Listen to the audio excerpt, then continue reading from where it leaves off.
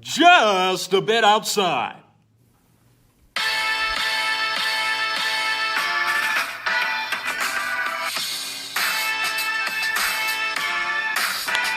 That ball's in the air to right.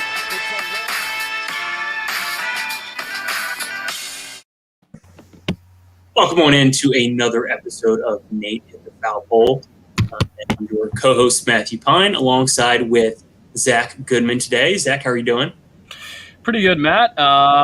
Big weekend for the O's coming up. They gotta take on the Oakland Athletics. 11-game win streak right now, so I'm kind of nervous about that. But Jorge Lopez on the mound tonight. I'm excited for it for sure.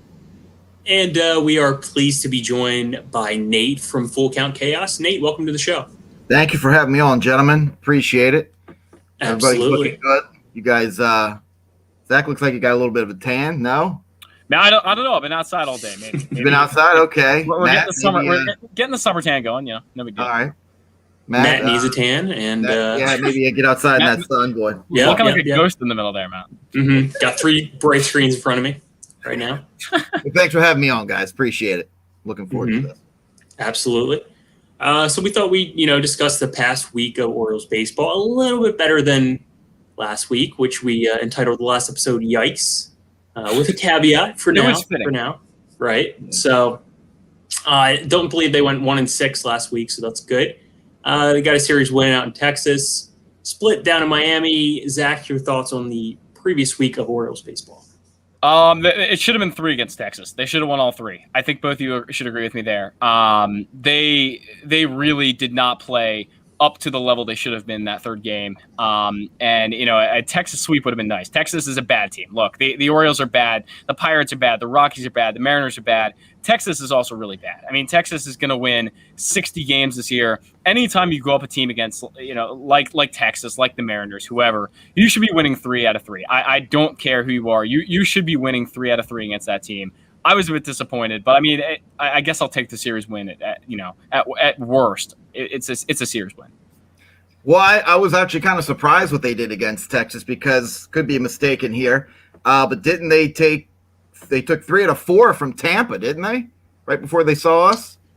They very well could have. Yep. Mm-hmm. But Tampa Bay is also playing pretty bad right now. To be fair. Well, maybe they caught him at the right time, but I don't know. Look, the Orioles, their best game is away, which is weird. I think they're 1-6 right now at home, which is why it makes me nervous them playing Oakland. But of course, you would have liked to see a sweep. But anytime you can win 2 out of 3 on the road, I know Texas isn't the we're going to probably see them in October, but I was happy to see them take 2 out of 3 and get the hell out of there. But they always seem like they do well in Texas. When they play in their stadium. So every time they go, I'm always excited. And like you said, it should have been a sweep. But, hey, 2 out of 3, let's go. I'm okay with it. Yeah, Severino had that 3 home run game down in Texas a few years ago. That was pretty fun. I mean, they do seem to play well in Texas. And maybe that's just because the Texas pitching is terrible. I mean, they did see Kyle Gibson, who pitched pretty well. Dane Dunning pitched extremely well. Like, that was a fantastic outing. But the Orioles, the Orioles and the Rangers are kind of on the same boat. Like, they're both rebuilding teams.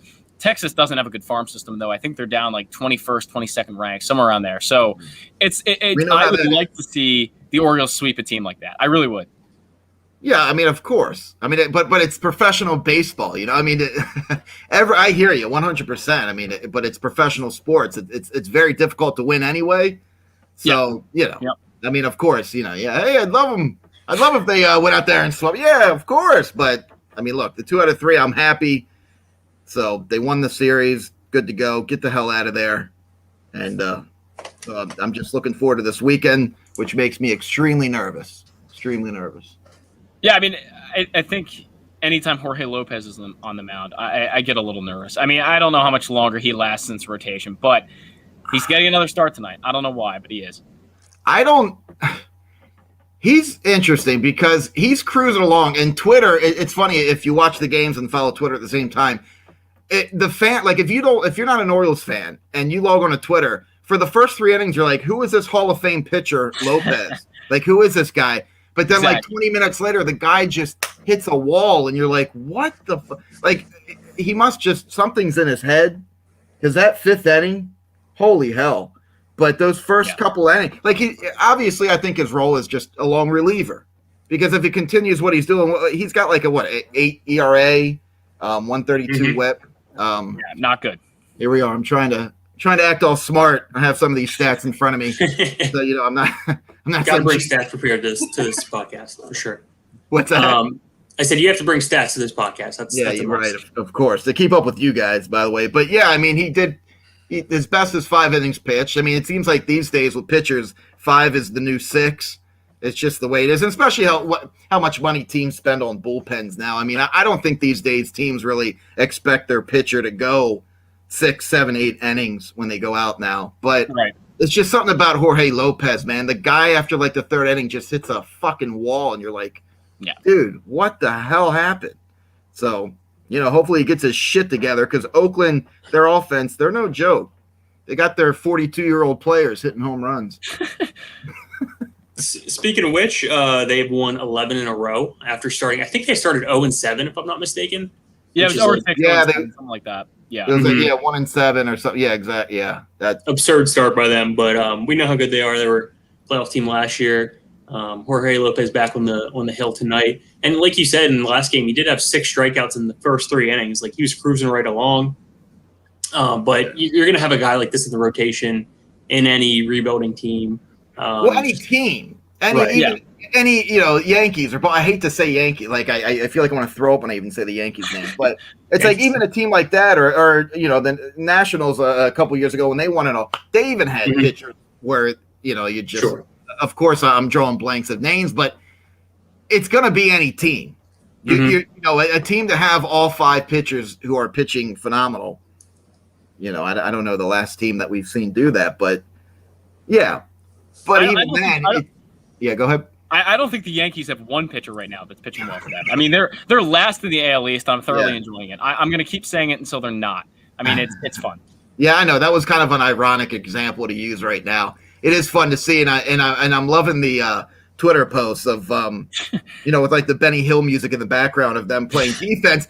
But then they pull out a win 6-3 against Cleveland the other night when they're losing. It's unfucking real, the horseshoe they have up their ass sometimes. But but yeah, again, you're always going to have pitchers like Jorge Lopez, and it's just one of the most difficult things in baseball is to try to get a all-star rotation. It just almost doesn't exist.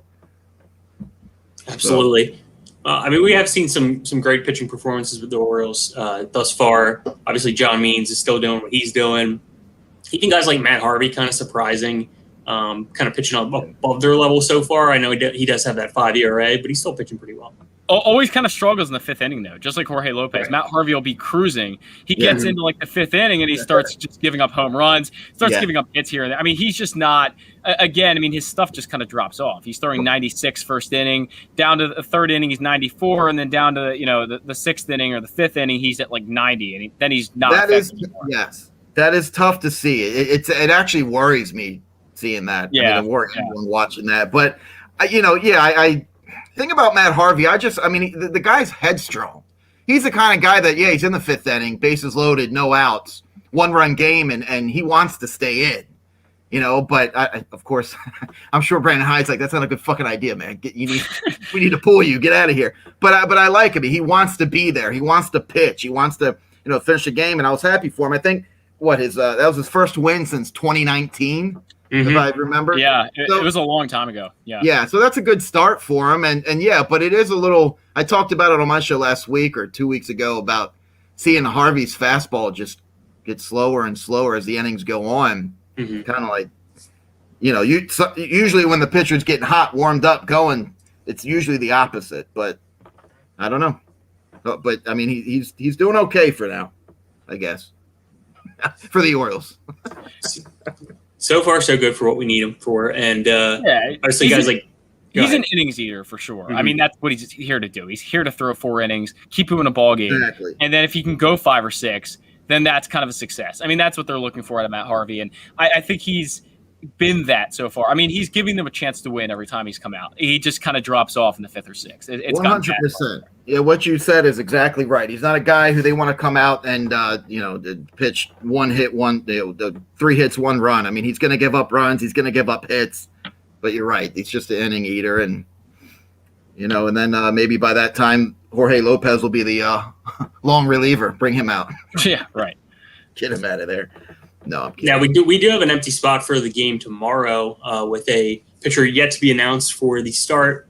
Said it might be a bullpen game, might be a minor league guy. What do we think about potentially being Zach Lowther as the guy being called up? Yeah, I mean, it could be. I think he's pitched pretty well down at the Bowie alternate site. I mean, I think he threw about 5 innings of 1-run ball the other day, like 5 strikeouts. So he was pretty solid. I mean, that's going to play. But I'm not sure that's going to be the guy they promote because they probably don't want to send him right back down. If they bring up Lowther, they probably want to assure him a rotation spot, instead of just giving him a spot start. So it could be a guy like Thomas Eshelman. I mean, that would probably be what I would look at. I think, and I thought I saw something posting that's probably who we're going to see is Thomas Eshelman, the big 90 fastball. Watch out. 90 might be generous, honestly. It's probably more like 85. That's true. Yeah. At least the breaking stuff. On a good day. On a good day, right? I know, man. It's always those pitchers that don't have the 95 and 96, even 97 in their back pocket make me so fucking nervous because if you're throwing 85, 90. You have to be perfect. And I know that's ironic to say when you're a pitcher, like, yeah, no shit. You always got to be perfect with your pitches, asshole. But what I'm saying is when you throw like Eshelman, you can't even make, like, normally your mistake's going to be gone. It'll be 420 feet. But pitchers throwing 96, 97, they can get away with some mistakes. But it's kind of funny I say that because, I know I'm all over the place with talking about Valdez, but I love the guy. Yeah, I mean, he's super hard, but he's effective. The dead fish. I mean, it's kind of unique. I mean, it's a fun pitch. I don't know if it's gonna last. I think the league is gonna catch up at some point, but he's a fun pitcher for what he is right now. I mean, it's enjoyable. Right, and that's all. Look, the way where the Orioles are right now, that's what we need. And entertainment, something to be enjoyable. But look, I mean, as you know, watching baseball, one of the things that you want is to get the batters off balance. So he seems to do it. I mean, you'd think word would be around by now, Valdez. I don't know. But, if he makes a mistake, shit. Do you think he plays himself well into a trade this trade? Yeah, for sure. I mean, like Elias said, everyone's on the table. Some people get mad, Oriole fans. What do you mean everyone's on the table? What do you mean? What do you mean everyone's on the table? Like, don't you know what we're doing here? But yeah, I think for sure, absolutely. Mm-hmm. I mean, literally any vet with any sort of trade value is going to be dealt at some point if they can do it. I mean, you could see Matt Harvey be dealt as like a relief pitcher by the time that July rolls around. Maybe Harvey's gotten some 2 or 3 inning stints and he's throwing 96 in them and he's actually looking good. He could be dealt as a relief pitcher. I mean, any vet they sign is going to be dealt if they can do it. And I mean, they're not really looking for quality. They're looking for any sort of prospects they can get. I mean, they went out and got for Andrew Kashner a few years ago 2 Dominican Summer League guys. I don't think we've heard their name once since they actually acquired them. So like, that's the kind of quality of talent they're going to get. I mean, it was Elio Prado and Noworth Romero were the 2 guys. And I don't think they've even been on the map at any point. So they don't really care what they're getting. They just want to. I think one's working at Target. I don't know. Yeah, you know what I mean? But yeah, I think if Matt Harvey continues to pitch the way he's pitching, which is, above average, he's doing all right, whatever. Yeah, I don't think we're going to see him much longer. And that'll be a good thing, but it's just where the Orioles are at right now, You see great talent, and then if they have a chance to be gone, Elias is going to take advantage of it. It's just what we're dealing with. So, yeah, Harvey, Valdez, watching those guys, I mean, it's pretty entertaining right now. We did have an injury this week. Anthony Santander went down. Looked like he rolled his ankle pretty bad there, sliding back into first base. Yeah, it does open up, a spot for maybe Austin Hayes to get some more playing time, DJ Stewart, guys like that. How do you guys see those guys kind of fitting in the next 2 to 4 weeks? I mean, it's going to be kind of tough to play every guy every day, but I think with Santander going down, it makes it a little bit easier. I think you're going to see Stewart probably get the most off days. I think they want Hayes in there because of the fielding. They want Hayes in there because of the arm. So it just kind of makes sense to play him all the time. I mean, DJ Stewart's kind of one-dimensional. He's a power hitter who, if a mistake is made, he's going to hit it out, and that's kind of what you get out of him. Everyone else, you look at Mullins, you look at Hayes, even Mountcastle. You have to have him in there because he's a young guy who's a great bat, and that's kind of the three guys that you almost know are going to be starting at all times. Santander, I guess they say these things always work themselves out. You have a lot of outfield depth, and it did. I mean, Ryan McKenna's back now, and he should probably get some pinch running appearances, defensive replacement appearances. But I think you'll see Stewart as the guy who sits out the most out of all of them. You think Stewart sits out the most out of all of them? Yeah, I would think Stewart gets the least time, just based on the fact that he's kind of a one-dimensional hitter. I mean, a one-dimensional player, I should say, because the bat's great, but the fielding really isn't there. He's slow. He doesn't have the best arm in the world. I mean, DJ is just kind of a one-dimensional guy. I think he was like the most used GIF. What was that, last year or was it 2 years ago? Where the ball getting hit in the head. Holy shit! And I swear to shit, he is using a glove that's 4 sizes too big. I don't know if anyone else notices that, but every time he tries to catch it, it's like, dude, put your dad's glove away. Use your glove. Stop doing that. But I don't know. McKenna. Kids. Yeah, I guess we need speed helps, and he'll start coming around the more and more he plays. But right. Yeah, DJ Stewart. You would hate to not see his bat. I 2 years ago, if you asked me about DJ Stewart, I'd be like, I don't even want to talk about him. But he's come around lately, and he's almost starting to be like that player. When he comes up to bat, you're like, you kind of stop what you're doing now, and you're like, all right, what's this guy up to? So I don't know. I mean, when you see Hyde put people like Ryan Mountcastle in left field, is it? You kind of think, oh, what's their plan here? Do they really care whether or not they have an all-star left fielder out there running around, as long as they have a good bat, I guess. So I don't know. I mean, you probably are right about that, but I thought DJ Stewart we'd see a little more just because of his bat, and he's starting to get hot. I mean, they have the 3 outfield spots. They have the DH spots, so they can work it in. I mean, Trey Mancini's your everyday first baseman. He's not going to get outfield. So generally, unless you start Ryan McKenna, the 4 of those guys are going to be playing every day. But yeah. I think they will work McKenna. They have to start McKenna like once a week. I mean, you can't just sit him on the bench every day and expect him to have competitive plate appearances when he comes up. No, I agree with that 100%. I mean, the dude's fast. I mean, if he can start getting on base and get some stolen bases, that'll be good, because not too much speed on the team. I mean, yeah, Cedric Mullins, but other than that, yeah, DJ Stewart isn't exactly turning a single into a double. So, yeah, it'd be nice to see McKenna play a little more than once a week. Yeah, and we still see Ryan Mountcastle still not really showing his potential at the plate, still striking out a lot, leads the team in strikeouts. Do we think really? He's leading the team in strikeouts, 23 so far. Not obviously not what we expected out of the gate. It's still early in the season, but what do you see out of him? Coming up. Go ahead. Nick. The Seinfeld moments, I love it. The curb your enthusiasm moments. No, I was just going to say, I mean, he can't lay off the high fastball. Obviously, words around. The guy loves his high fastballs, but he can't hit them. But he'll be all right. He'll be fine. Yeah, that's kind of how I feel. I mean, he's going to have to make adjustments, and I think the league's already made some to him. So he's going to have to make his counter adjustments and get back to being who he is. Because, I mean, you look at Ryan Mountcastle, you get Trey Mancini, Santander, all the guys who are struggling. They're all great hitters. I mean, these are guys who have track records of being good hitters in the major leagues. Yeah. And, I mean, they're going to get back to it. It's a talent for them, and probably – most of them are just in their head right now, or the league is kind of adjusted to what they want to see. Trey Mancini hasn't got a lot of curveballs, or has got a lot of curveballs. He hasn't seen a lot of fastballs, and generally Trey Mancini is a good fastball hitter, and that's probably, pitch selection and that kind of stuff is probably why Ryan Mountcastle, Trey Mancini, Santander, even though he's on the injured list now, are all kind of struggling right now. And I think being more selective will help you, finding your pitch, waiting for your pitch, that's going to be how you're going to get back to being a successful hitter. So, and they'll get back to it. It's a cat and mouse game. I mean, when they adjust, you adjust. When you adjust, they adjust. I mean, it's going to continue like that. And he's a young batter, and they're adjusting to him, and he'll adjust to them, and he'll, before you know it, in a week, 7 home runs or whatever he's going to do. But he'll be fine. And, yeah, I've noticed with Trey, also, it seems like what the pitchers are doing, they're throwing heat inside on him, too. And he's struggling a little bit with that as well. And I know Trey was hitting a lot of double play ground balls. And look, whatever. It's early. It's Mancini. They'll be fine. even I think a few days ago there was only like 2 players above 250 or 220. So look, I'm not worried about it.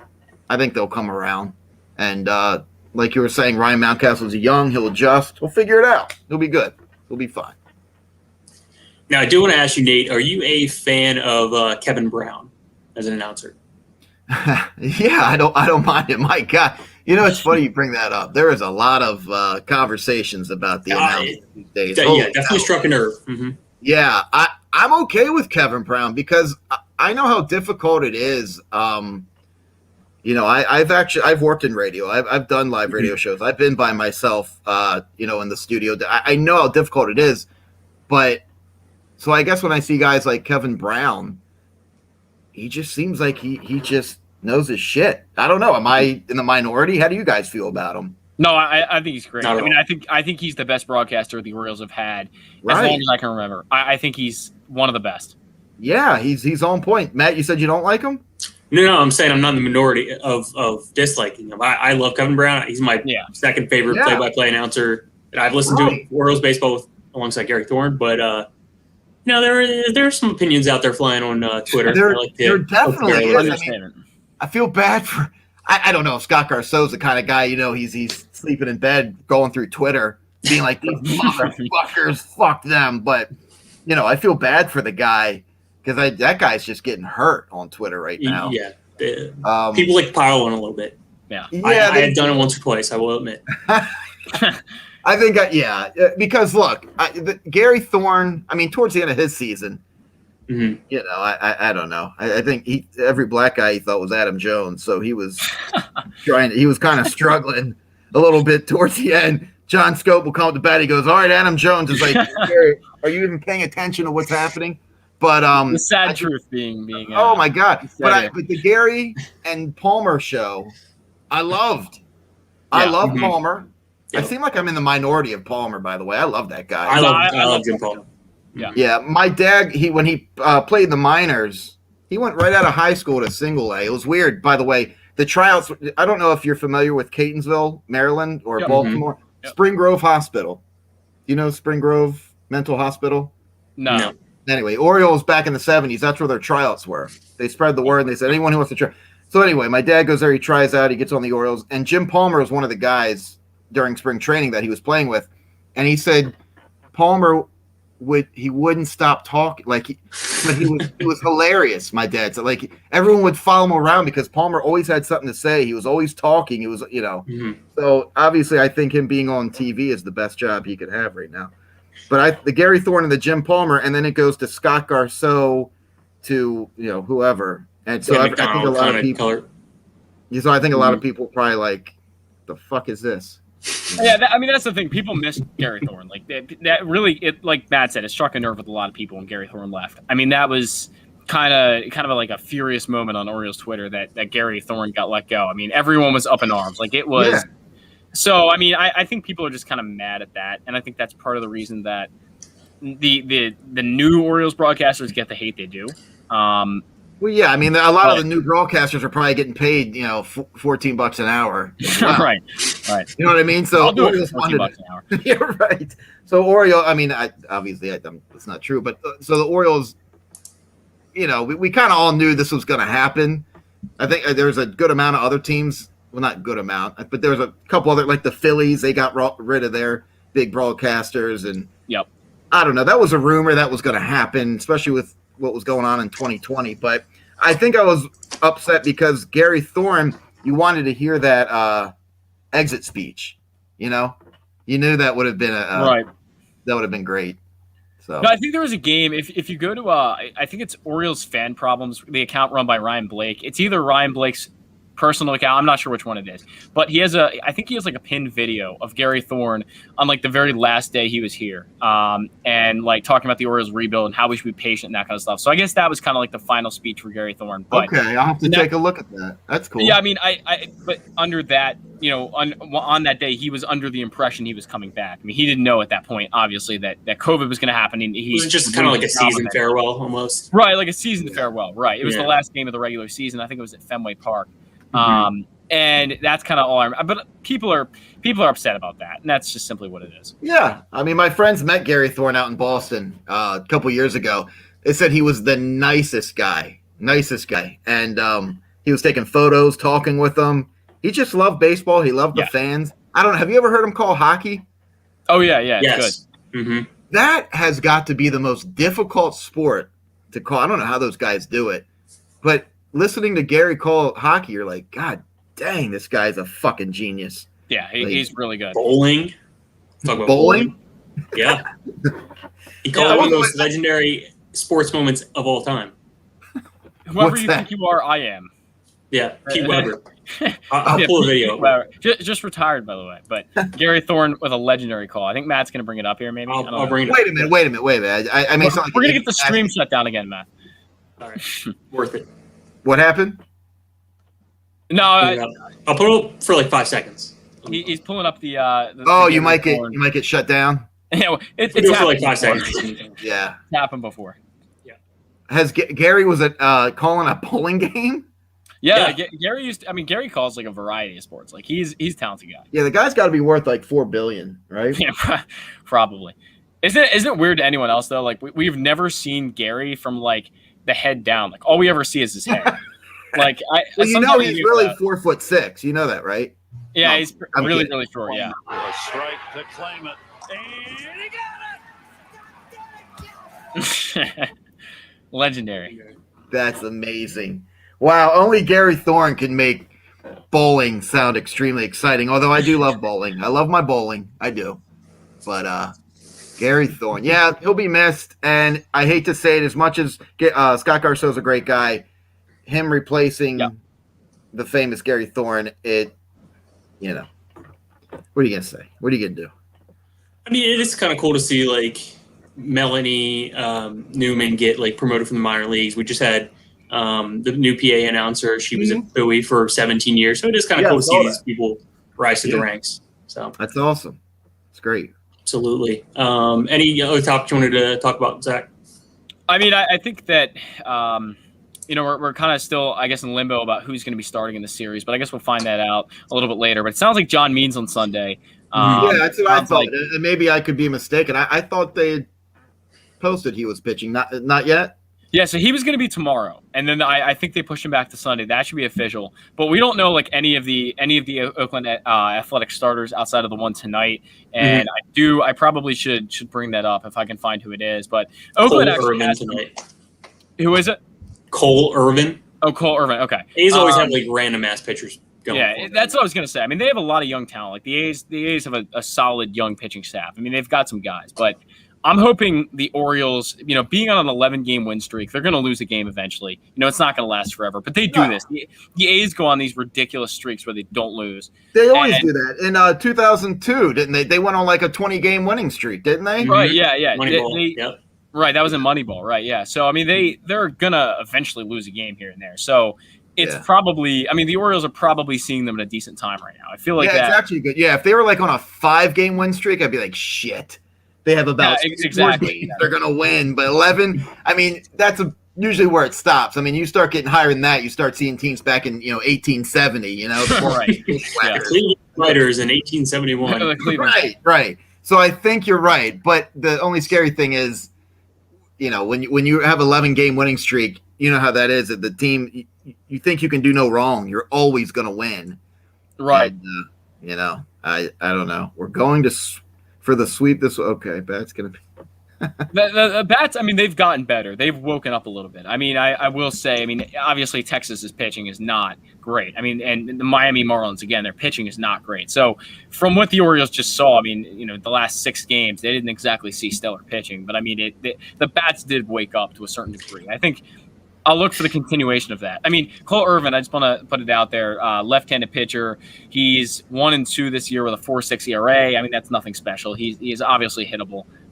He's bounced around a little bit with Philly in 2019 and 2020. So, I mean, he's not a guy who is, going to shut you down probably. So it'd be nice to see the Bats come out against him tonight. And I think I posted on. Oh, go ahead, Matt. Go ahead, buddy. I was just going to say quickly, to your point, Zach, the only times they've lost in the last 5 games, they've been shut out both games. So they've been pitching, well enough to win all these games. Go ahead. Nate. No, I was going to say, speaking of pitching, I think I posted this on Twitter the other day. Anytime you hear the opposing pitcher that we're facing didn't get out of one single inning for the past 10 years, it's going to be bad. It's going to be a shutout. So, sometimes I wish we hear all about how great the other pitcher is, because it's like, all right, well, but yeah, I'm just a little worried. I mean, Lowry on the A's, he always has a blast in Camden Yards. Of course, Mitch Moreland, we've seen him on Boston have a blast. I mean, anybody who comes in Camden Yards, they're just licking their chops, like, oh, this is going to be fun. So, they got Matt more Chris Davis for them, though. So, I mean, that's kind of a weapon out of the lineup that the Orioles won't have to face. I mean, the Orioles give up a lot of home runs. So when you what was that? No more Chris Davis for the Oakland A's. So, I guess the Orioles get saved a little bit there. I mean, they give up a lot of home runs. Chris Davis is a massive home run hitter, so it makes sense. But with a K. It's still a good offense. It's still a good team. Matt Olson, Matt Chapman, it's a good team. This is, they can hit the ball. Yeah. Speaking of, I guess, I don't know if you guys are trying to wrap it up here, but speaking of Chris Davis, the Chris Davis on the Orioles, have you guys mentioned him or talked to him or your opinion? Or are you guys just like, we're done? It's been a while, I think. Personally, I've wiped him from my memory, so I don't really discuss him much. Yeah. I made a promise last year on the podcast that I wouldn't talk about him anymore. Right. I wouldn't talk about him. I think this is a perfect time for a segment on him. I mean, I think it's a perfect time. I mean, here's the question I'm going to pose to you guys, because I was having this debate with someone the other day. He knows who he is. But does Mike Elias have any control over the Chris Davis situation? What do you guys think? Is it all in the hands of the Angeleses, or is it? I think he does. If you don't mind me cutting in here, Matt, I'm sorry. Yeah, go ahead. I think he does. And I know when I say this, people go, oh, it's professional sports. There's a shit ton of money involved. They're not worried about being nice or polite. But I don't know. In a way, because of Elias coming into a situation of a rebuild, knowing that he's, we're going to be like the worst team ever. I don't think their main focus was – not main focus, but one of their focuses was to get him out of the Orioles, even though he was so bad. No. So I guess – and again, he does a lot of things for the community and blah, blah, blah, all that stuff. But I just don't think that was one of the things on Elias's list to do, is to get it. You know what I mean? It's like they got to pay him anyway. I don't know. It's a complicated conversation a lot, but I just think him coming in, they knew what they were getting involved in. And – he probably was just like, I don't, whatever. I don't know. Personally, I wouldn't be surprised if that was discussed heavily in the interview process when they were talking to Mike Elias. Oh, for sure. I don't think he has a whole lot of pull in terms of the Chris Davis situation, just because it was so an Angelos thing. Really? You don't think they gave him the keys and they're like, here, it's your car, do what you want? I think they gave him the keys with the caveat of Chris Davis is our decision. Personally. Really? Yeah, personally. Interesting. Okay. All right. Just because of how the deal went down and all that. But, I mean, I'm kind of tired about saying, oh, when's he going to get cut? When's the day? When's it going to happen? But, I mean, if he's not even on the field, who cares? That's what I mean. I think Elias was kind of like, who cares? Whatever. I don't know. Zach, what do you think? No, I mean, I think really that Mike Elias doesn't have much control. I think it's up to Angelos because of the amount of money he's due. I think they're not going to let Mike Elias say, all right, we're going to cut him when we still owe him, like $50-something million. I don't think Mike Elias has much control just based on the amount of money. But I think Mike Elias can definitely recommend. He can say, all right, I think it's time to be done with Chris Davis. And if Angelos agrees, then that'll be it for him. But I'm not sure Chris Davis ever has another at-bat for the Orioles. I kind of doubt it. I agree. So you think when they sat down, it was kind of like a mafia movie where they kind of like slid a piece of paper across that was folded, and he opens it up and he sees it says Chris Davis, and they're like, well, what do you want me to do with this? That's a guy you don't touch. Okay, Right. Yeah, I could see that. That makes sense because there was a shit ton of money going into that guy. So I'm sure they didn't want this guy coming in and be like, all right, let's get rid of this fucking guy. It's like, whoa, wait a second. That's a lot of money we're giving this dude. Let's sit back. So that absolutely makes sense. I can agree with that for sure. Yeah, I at this point, I just don't see him coming back. There's too many spots on the roster that the Orioles have filled up. I mean, you look at Mancini, you look at Mountcastle, you look at DJ Stewart, you look at all of these kind of first base, corner outfield types. Where's Chris Davis fit in? I mean, even if he's playing one day a week, he's still taking a spot from someone else. I mean, maybe like a real Ruiz is someone Chris Davis could replace, and I don't think anyone would really care. But like, He's not going to replace Ryan I agree Mountcastle with on that. your roster at this point. No, hell no. Yeah, and I think Chris Davis in a way wants to get the fuck out of here too. So, He probably does. you know what I mean? I think he's When ready you- to pack his shit. Like Essentially, when hey, you're what's that? I was just gonna say, essentially, when you're playing Chris Davis in your lineup, you're basically working with a National League team. Like they have a pitcher in the 9 spot.